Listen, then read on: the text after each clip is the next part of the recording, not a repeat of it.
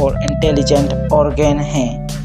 Human brain हमें सोचने, समझने, याद रखने, डिसीजन लेने और इमोशन फील्स करने की एबिलिटी देता है। ब्रेन के बगैर बॉडी सिर्फ एक लाइफलेस स्ट्रक्चर होती है।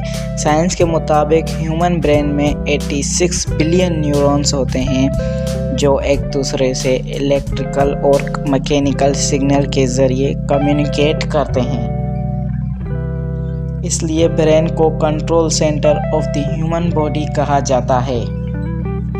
ब्रेन का वेट और एनर्जी पावर। ह्यूमन ब्रेन का एवरेज वेट होता है 1.3 to 1.4 kg। हैरानी की बात यह है कि ब्रेन 2% बॉडी वेट का होता है, लेकिन बॉडी की 20% ऑक्सीजन और एनर्जी यूज़ करता है। इससे हमें पता चलता है कि ब्रेन इतना पावरफुल और एक्टिव ऑर्गन है।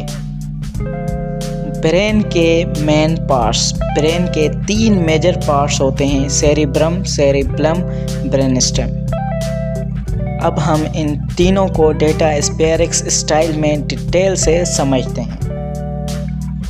Cerebrum, thinking and intelligence. Cerebrum brain का सबसे बड़ा हिस्सा होता है।